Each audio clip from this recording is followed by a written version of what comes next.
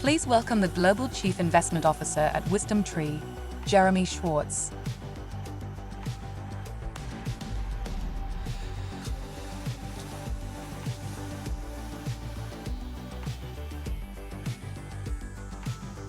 All right. So once again, thank you everybody for joining Avory Idea Day 2024. In this session, we are diving into things like fintech, tokenization of assets, the latest macro trends, and a little bit more. To lead today's session, we're thrilled to announce Jeremy Schwartz. He's from WisdomTree, known him from his time coming down to Miami.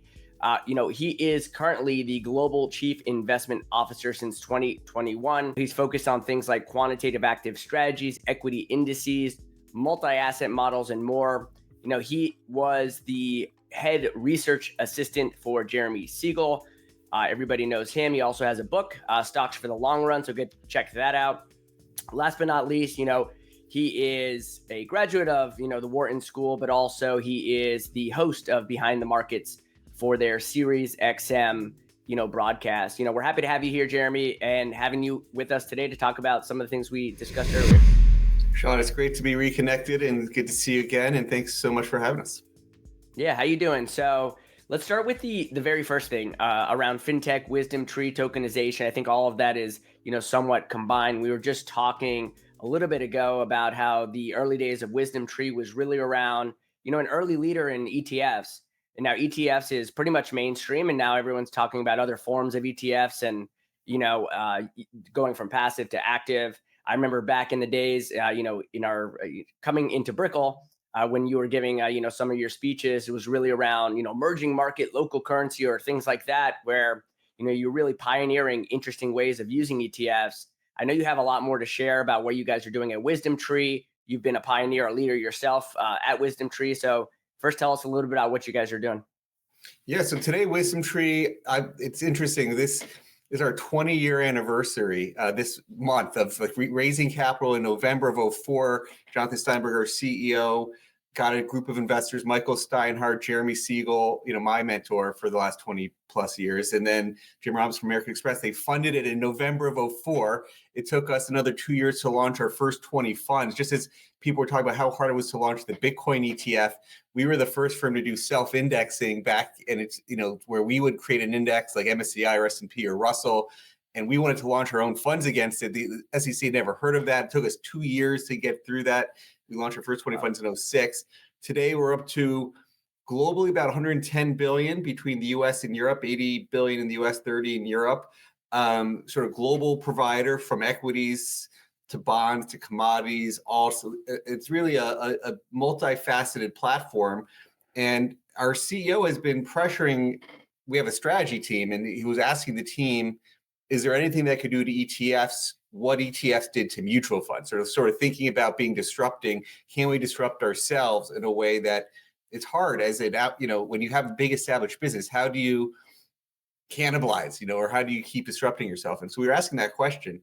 And there was elements of the tokens where you see crypto gaining mind share and mindset there, where Bitcoin is, and without a single employee, how big it's gotten to be in the trillions of total addressable market cap just from crypto, and we're big gold investors in Europe. We have over, of our 30 billion in Europe, it's 20 billion commodities with a big emphasis on gold. So we're saying if Bitcoin's the new digital gold, we've got to be watching to see what's happening. But there was elements of tokenization that we do think is very important and very transformative. And so we've got a few different initiatives. We've got a direct-to-consumer and an institutional offering. The institutional offering is called WisdomTree Connect, but the direct-to-consumer that people should play around with for yourself is called WisdomTree Prime, where it's a blockchain-based wallet, but we're tokenizing mainstream assets. So yes, you could buy Bitcoin and Ether in there, but you can get a debit card linked to a money market fund. And so I'm using this as my primary banking relationship. I put all my cash in this app, and there's a money market fund, and you're paying for your groceries, but earning 5% today.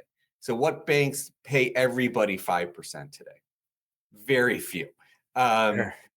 And so you could have a CD. There was stories of a big bank offering for people with $5 million, a 6% CD not so long ago. But this is everybody can get always, you're not leaving your bank account earning zero. You have a debit card directly from the fund. So right now we have 13 different things in there, from S&P type large cap exposure to a tech strategy for equities, Siegel branded funds, so Siegel multi-asset, Siegel all equities, where we're taking our best ideas from Siegel's work and putting into a fund of ETFs, sort of tokenizing this wrapper, sort of like a model portfolio, but putting a token wrapper around it. But to me, the transformative thing is that you're spending off assets. That's a pretty big idea. Yeah, no, a lot going on there. Almost called you Siegel earlier. But in general, the who are you trying to compete against? Because it sounds like when you're saying, in some ways, it sounds like a wallet, right? You have some of these, direct to consumer wallets out there that exist already, that are, at least as of today, are still in kind of more so the legacy space. But they are these, digital wallets. So like, just to throw out some names, obviously the PayPals of the world, there's Apple Pay, but Right. there's no additional transactions happening. You have Cash App where you can buy Bitcoin and send it, Robinhood and then Chimes. And, anyways, there's a long list of, call it tech enablers, that are out there. So who's this prime product, specifically the consumer product that you mentioned earlier that you're using? What's the, where are you headed with that product, I think? Well, it's still, I'd say, slowly being rolled out, but it took us a while to get just sort of like it took us 2 years to get the SEC to allow us to launch the first 20 ETFs from when we got funding to when we first launched 20 funds. You got to have a money transfer license in every state, so you're going state by state to be able to transfer money. So we're in the mid 40s states. So there's a few more states, big states to finalize before we really aggressively market it.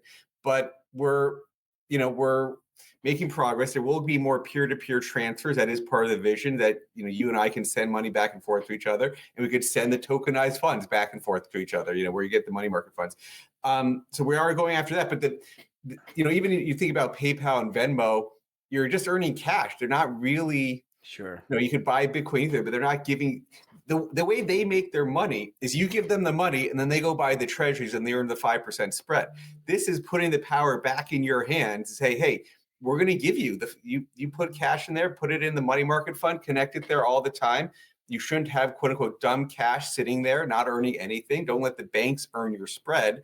Put it in and earn the right rates yourselves. They don't want to make spending off of money markets widespread, because that's how they earn their money, the banks. And this is trying to really disrupt that element. But then the peer-to-peer transfer, it's really just the tokenization allows you to do so much more. And we do think it's more efficient. So when I talked about what could do to ETFs, what ETFs do to funds, it just became a better experience. And so, while certainly not there today, over time, there's elements of it that we do think add to the experience that are positive. And so from all elements of where the technology is going, we do think it's a form of asset management, but also just spending that is better. Yeah, no. I mean, it's pretty interesting. I think you're probably one of the only like pure play, asset managers out there that are doing something like this. On the tokenized side, talk a little bit more about what was required for you guys to actually get to this level. Because, there's obviously some of the legacy, call it employee base that you have that has focused directly on, some of these ETF or active ETF, passive ETF wrappers. Yeah. You throw in the mix of, tokenization. Did you start where you're partnering with outside, firms, and then, trying to bring some of that and migrate some of it in-house? Just talk about that journey, and then, we'll dig a little bit deeper into, what tokenization means for, today and possibly, 10 years from now. This is such a great point, Sean. I mean, in terms of how do you make these things? How do you do it with your existing base? And you could say we have this little startup with inside the bigger organization. There's people say, why are you trying to build this tech startup inside the larger umbrella? Why don't you do a spin out, start it yourself? And we're saying, well, there is a lot of overlap between my teams, the regulatory teams, the operations team. There's a lot that feels exactly the same. So if we were to do this externally from WisdomTree versus internally to WisdomTree, how much more expensive it would have been as a startup by itself? But we have made investments. So at one point in time, We invested in a company called Securrency. We were using some of their technology on the tokenization front. They ended up getting bought by DTCC. So like one of the established players in the industry who said, hey, this is where things are going. And they wanted a space and they bought that company. But we were using some of their tech when we first started. So some of it was made as an investment. Some of it is now building your own people. So we have a team of engineers who are building the app and adding features and functionality. So yes, you do have this sort of startup with inside the organization, but it's also so much overlapping. So much of the functions are traditional fund world, traditional compliance and regulatory. And so you're dealing with what we use the word regulated DeFi. It's not just a group of startups who are not trying to go with the securities laws. I mean, our tokens they're securities. And there's no question about it. There's no question which crypto is securities or not. These are securities. And, so I think we have a history of navigating through the regulation, through the front door. And so there is a nice synergy and overlap, but that's how we've thought about it is some of it's with investments, some of it's with building people and the technology, but it is leveraging our core competencies at WisdomTree. Cool. So you probably have like a proof of concept today, which means like, you have the product functioning, running. You mentioned you had like 17 of these, tokenized assets. The go to market though, like give us kind of that elevator pitch of, someone that's a customer of yours, they own WisdomTree, ETF XYZ, and you're walking in and saying, now I have the same thing, but in a different wrapper, just trying to understand, what is the benefit to the end customer that is, can give them that aha moment that I'm, number one, I'm probably going more and more to WisdomTree if, you guys are so ahead of the curve. And then two, what does it do differently versus, some of the more traditional, means that, ETF wasn't traditional that long ago, but now it is. So, your elevator pitch that, maybe the channel's talking about. I mean, the demo I show people when I show off my little wallet, the way I personally have used it, the vast majority of all my cash is there. So this is a better way of holding cash. If you're going to have any amount of cash, instead of having it at a bank, I basically fired my largest banking relationship. I'm sorry to them. I've had it since college. So in Philadelphia, you figure out who it was. But sorry, I fired them. And literally all my cash is there. So I'm paying every bill, my car, my house, all my credit cards. There's an ACH number. I'm paying through the ACH. Through that, I have direct deposit going there from my WisdomTree checks, get deposited automatically, and then I'm paying the bills through the ACH and through the auto, just like you had a regular banking account. But the thing now, we need to connect the ACH to the money market fund. Right now, where it is today, only the debit card is tied to the money market fund. ACH will be tied to the money market fund eventually, but you could tie stuff to gold. Let's say people are buying these gold bars at Costco. Well, you could eventually, like we have gold in the app. So eventually you could spend off of gold if you wanted to. You could spend off of equities. I mean, I'm using it for my cash. So most of my money in Prime is in the money market fund and short-term bonds. There's 6 different bonds. You could buy long-term bonds, you buy TIPS. There's a short-term model. So you could, there's 6 different ways of owning bonds. There's the money market fund, there's equities, there's crypto, there's gold. There's the models. I talked about the Siegel model. It's hard for me to go execute the model portfolio that we run with Siegel. It's got 10 different ETFs. We rebalance it. That's a little bit hard. So I'm buying that. I think a traditional equity is probably still just as strong, if not better, in ETFs. So I'm not buying the equity part of it today. For me personally, I'm buying the basket, the Siegel equity, because it's 10 different ETFs in one wrapper. And I'm buying bonds in the money market fund. And I'm spending, because I'm earning 5%. Well, rates are coming down, so you're earning a little bit less than 5%. But you're spending off of a money market fund. That is the exciting thing. You hear about we talked about the direct to consumer. There's the institutional version. You hear about these stable coins. The stable coins, you hear about somebody like Tether, right? Tether made more money than, I think there's a meme going out there that they earn more money than Goldman Sachs with like 50 employees or 100 employees, because all the money in Tether, they're going and buying the treasuries, right? Well, here's for the crypto world, the stable coin that earns the 5%. And we're going to make that available through WisdomTree Connect to the world at large. People want to use these tokens with that feature, so people can sign up, the institutional people who were in that crypto community and want some tokens, but tokens are earning 5%, 4.5% to 5% today. That's the kind of thing that we're trying to make available. Got it. Do you see this more of an active player or a passive player, both? Um, It's funny. So when we started WisdomTree in '06, it was 13 years after the first ETF. The first ETF came in '93. BlackRock got there. They bought iShares. That came out in 2000. So in a way, we think we were still somewhat early, but it was pretty late. We're definitely the first to market through this channel the way we've attacked it so far. So when we came to ETFs, beta was already well covered. In the tokens, we did offer. I said we offered 6 different treasury products. You wouldn't do another set of treasury beta today because that's really well covered in ETF world. But in the token form, we're first through those new rails. So we do have tokens on that. But so we have beta today, so some of the big building blocks, and eventually you'll have other more active strategies. But sort of taking the playbook of how ETFs develop to how we're developing the token lineup is we started with broad access vehicles. And so the technology was transformative, not the exposure at the moment. And over time, we'll add more choice as you build a client base that wants more things. You'll definitely add more choice to it. Got it. And it'll have, very similar, tax advantages as, some of the ETF market has, or does that, start to change a little bit? Well, I mentioned, I'm buying the things that are tough and using it for the cash and the spend and that money market and for the model. The ETFs still have the beautiful taxation. The rebalancing that ETFs can do is a better structure today. I'd say, for equities, the token won't be as tax efficient as the ETF. The ETF is special. And so I think over time, those things converge. But for equities, I'd say the ETF still has some tax advantages. Got it. Okay. Shifting a little bit here to, what's actually going in and how you're thinking about, what to own and buy and such. More the macro, obviously, the last couple of years has been something where, rates spike at a pretty dramatic rate. That you have this dual mandate of which, 2 years ago was a single mandate, stop inflation at all costs to some degree. We remember the Jackson Hole conversation. And then, you fast forward to right about a year ago, year and a half, maybe, we kind of went on this talking hard, but, at the same time, not raising rates for quite some time.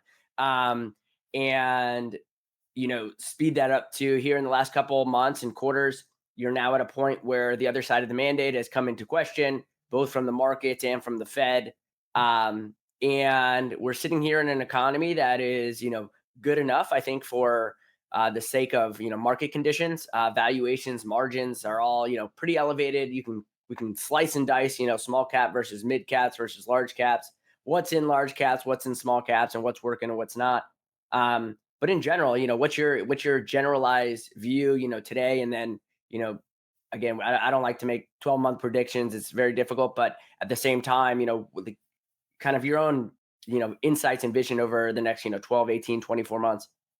That's great. And I'll outline how we think about where the markets are in the world and the opportunities from that. From just the Fed and the inflation, the macro, that high level. There's probably been nobody who's been more vocal in criticizing the Fed over the last few years than my boss, Professor Siegel. He was very vocal, and people think of him for his book on finance, and like he's always on CNBC talking about the markets, but he was trained to be.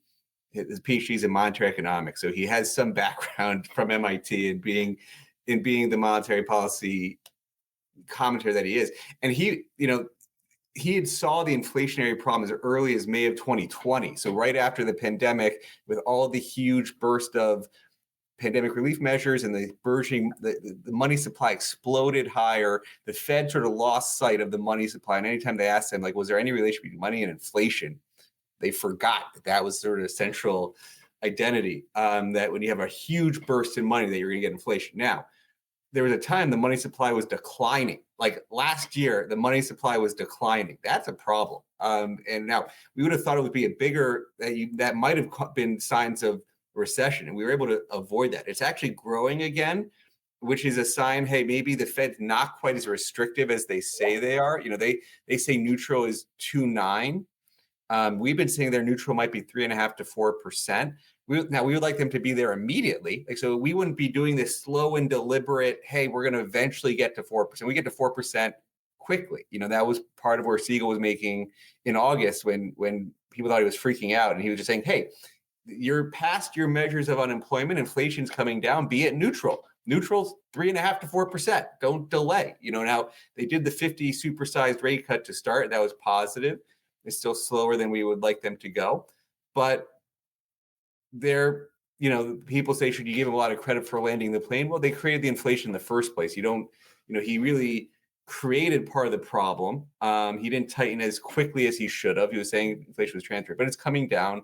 They're on the right path. We're as least critical as we have been in the last 2 to 3 years. So they're getting there. You see no signs of recession now. I mean, the economy is holding in there. We would like them to get there to lower rates to remove the risk, but or lower the risk even further. But they're going to keep following their slow and deliberate way.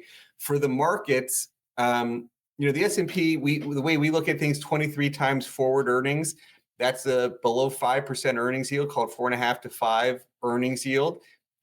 That's a indicator of real returns. So you add 2 to 3% inflation on top of that. This is like not a 12-month, but sort of a long-term, like a 5-7 year type outlook is how you would say. It's sort of like a 7% type market real for the return. S&P. Unless earnings growth magically for tech can be better than ever forever. They've been in this run where tech has really outgrown everything else. And so tech's at 30 PE when everything else is like 17, 18 PE. But they've deserved it because they've been able to grow their earnings at such above average rates than everybody else that they've warranted it. So the question is, what can the S&P do better than if you just took that 4.5 earnings yield, you add 2% inflation? Can it do better than 7? For it to do better than 7, tech has to keep growing at above average rates for a much longer time. And so that's possible, but less likely. So, 7 is probably the S&P, but there's parts of the US like profitable small caps at 12 to 13 PE, so 10 points cheaper. You can buy Japan at 12 times earnings, in terms of the way we do it at WisdomTree. So there's parts of the world that are definitely not as expensive as US tech. We wrote a piece on our website this week, 3 ideas motivated by Buffett. Buffett's been raising cash, 320 billion of cash, all time. Well, you could say there's a percentage of market cap and percent of AUM it's not really an all time, but 320 billion is a huge amount of cash, selling Apple, selling Bank of America, raising cash. Part of it was he thought tax rates were going up. Well, now he's got longer on the tax rates going up. So that's interesting. But I think part of it was just on valuation. So where else should he go? He's been buying Japan. That's one of his ideas, has been buying Japan. We put in small cap quality in that piece, again, that 13 PE. And you could buy high dividend buyback funds with a 7% shareholder yield versus below 3. That's sort of dividends and buybacks together, getting you close to 7% yields today versus sub 3 in the S&P. I mean, I think there's definitely pockets of value that are not just the S&P tech stocks. Yeah, no, I mean, I agree with a majority of that. And that's kind of our view here is at Avory. But a couple questions, right? So you have the small cap complex that is, cheap, right? And, you can dissect it. You can take out biotechs. You can, you have the banks in there, and some of them are regional focused and have kind of their own headwinds at work here. But then beyond that, you still have, some of the other sectors within that are still cheap. You talked about Buffett. I think that's pretty interesting commentary, and a lot of people are focused on, what is he seeing? My view is just simply that he is too big to dabble into some of these other areas. The small cap qualities that don't really move his portfolio, and therefore, it may not be a sign of him saying that the broader market is expensive, but large caps certainly are, where he has to fish today. And we've seen that over the last several decades. Anything he's bought has been of scale and size. He's had some peripheral investments here and there that are much smaller, but again, they don't move the needle. I think he's mentioned that a couple times in his event in Omaha, and there's that aspect of it. But we get a lot of questions on because today we're probably a little bit more skewed. I mean, we have our premier growth strategy, high conviction, 8 to 25 companies, and it's definitely more tilted towards small and mid. But that was a destination, not kind of a goal. but we do get the question that can securities, small or mid-sized securities that are big in scale, right? You can still be a $7 billion company and be considered, not that impressive, I guess. Can the market itself or those companies do well if, the large caps suffer? Generalized views on that. So it's the Buffett thing and Yep. small caps do you think it's more a reflection of his size as opposed to his views on the markets, and then the other side is kind of in combination, the fact that can your portfolios of small and mids do well despite an environment where maybe the large caps are either flat to down? Well, you did see that in the aftermath of tech in 2000, and this is actually when I first started working for Siegel, as he was becoming famous for his op-ed, Big Cap Tech Stocks or Suckers Bet, March 14th of 2000. I was at Penn right when the article came out, and then got to work with him shortly thereafter. And small caps did do well, actually, as sort of money moved from tech towards everything else. You say, who's going to benefit from the question will be, will this administration do what they said they were going to do? And so will they lower taxes? They said they want to lower corporate tax rates. Right now we're at 21%. They talked about 15. Is that possible? Well, who benefits the most? Small caps benefit the most. Sort of like 4% would be the earnings boost for large caps. Tech already pays a 15% tax rate because they move things to Ireland, and Microsoft moves up to Puerto Rico. Like, they do all sorts of games. Small caps in the U.S. don't do that. Small caps, they just have revenue in the U.S. And so they are the most levered to actually a decline in tax rates and the sort of regulatory stuff that they talk about. We'll see what happens. But I do think Buffett on Apple in particular he bought it at 12 PE, it became a 30 PE. He thinks it's going to be one of the best businesses he ever will own, but it's just got more expensive than when he first bought it. So there's more risk than when he first bought it. But he has been buying Japan at 9, 10 PE stocks. The 5 stocks he bought in Japan still on average are only 10 PE. So, I think there are places where you can find good value. I do think he definitely can't put to money work in that full small cap basket, but that's not your problem. It's not our problem. It's his problem. He can't it won't move it for him, but everybody else can look at those places for opportunities. You're absolutely right on the predominance of biotech and banks. I often wonder, based on my early comments, I tend to be less bullish the banks, but that's largely have a horse in the race as we talk about trying to destroy the banks. So in some ways, we've got a play, and I don't know how much my bias against them is because I got an idea that I think makes them much less profitable. But so I'm with you. But you could buy that small cap quality strategy I talked about doesn't have a lot in the regional banks, still at 12 times earnings. So I think there's still good opportunities there. And they got a lot of things positive. The negative for them is that they're the only ones paying the higher rates from the Fed. And if the Fed's higher for longer, that's negative. They've got positive corporate taxes, positive valuations, positive on regulatory, negative on higher for longer. But I still think that's a good place to be. Yeah, and you mentioned Japan. You guys have spent a lot of time in Japan in terms of strategies. Why is that? Is it this is just a even almost a personal question, trying to understand some of the underpinning of WisdomTree's generalized focus. Is it just trying to be where other firms maybe aren't focusing and covering? It's a obviously massive developed economy, so calling it niche is an understatement. But just in general, like what's the rationale? Well, I like that I'm in good company with Warren, so that he said Japan's his number 2. That I'm one of the few people who talks about it. I felt like that's good company. But no, when it comes back to when we started back in 2006, we launched 20 funds in one day, and we had the idea of going from cap weighted to fundamentally based dividend weighting. We launched 20 funds, and 6 of those 20 funds were U.S., 14 were international. We had some of the first international small cap funds, the first emerging market small cap funds. We saw the largest emerging market small cap ETF in the world, believe it or not. Like 20 years later, almost 20 years later, because we were first, and actually when you did dividend weighting in EM, it outperformed cap weighting. So the beta has never taken over actually for EM. So it's sort of interesting. But to the point on Japan is we were the first firm to do currency hedging internationally. And actually, because Warren's been currency hedging is Japan. And so we did this 15 years ago. The first fund was in 2009.